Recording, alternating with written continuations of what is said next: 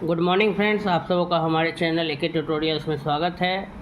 अभी जो टॉपिक हम डिस्कस करने जा रहे हैं उसका नाम है मुग़ल काल ज़मींदारों की भूमिका।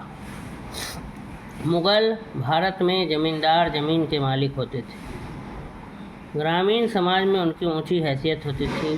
ज़मींदारों की समृद्धि का मुख्य कारण था उनकी विस्तृत व्यक्तिगत ज़मीन, जिसे मिल्कियत कहा जाता था। मिल्कियत ज़मीन पर दिहाड़ी मजदूर काम करते थे।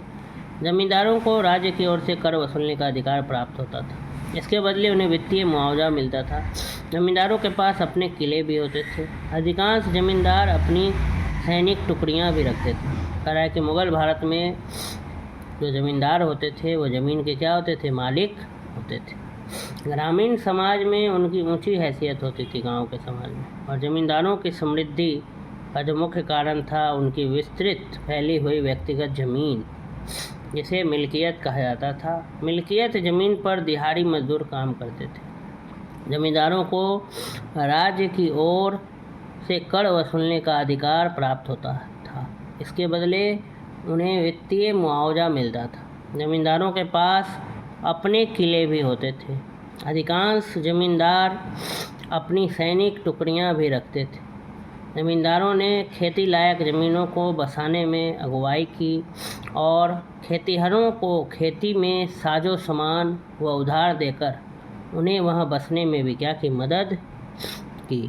ज़मींदारों की खरीद बिक्री से गांवों में मौद्रीकरण की प्रक्रिया में क्या आई? तेजी आई। ऐसे प्रमाण मिलते हैं कि ज़मींदार एक प्रकार का हाट या बाज़ार स्थापित करते थे, जहां किसान अपनी फसलें बेचने आते थे। कह रहा है कि ज़मींदारों ने खेती लायक ज़मीनों को बसाने में भी अगुवाई की और खेतिहरों को खेती में साजो सामान व उधार देकर उन्हें वहां बसने में भी मदद की।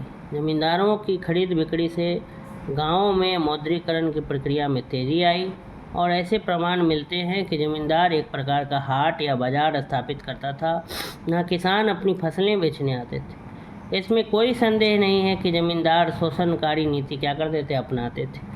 लेकिन किसानों के साथ उनके रिश्ते में पारस्परिकता, पैतृकवाद और संरक्षण की भावना रहती थी। यही कारण है कि तत्कालीन साहित्यों में ज़मींदारों को किसानों के अत्यंत क्रूर शोषक के रूप में नहीं दिखाया गया है। किसान प्रायः राजस्व अधिकारियों को ही दोषी ठहराते थे। परवर्ती काल में अनेक कृषक विद्रोह हुए और उनमें राज्य के खिलाफ ज़मींदारों को अक्सर किसानों का समर्थन और सहयोग मिला।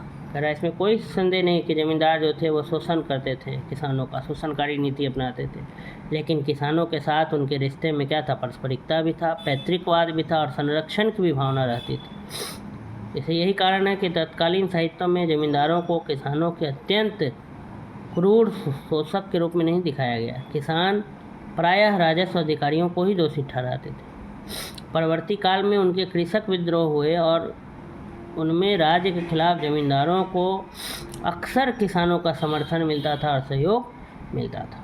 तो ये जो थी मुग़ल काल के दौरान ज़मींदारों की भूमिका हमने स्टडी किया। आपको अगर ये वीडियो अच्छा लगा हो तो मेरे चैनल को सब्सक्राइब करें और अधिक से अधिक जो बीए के स्टूडेंट्स हैं उन तक पहुंचाएं। धन्यवाद।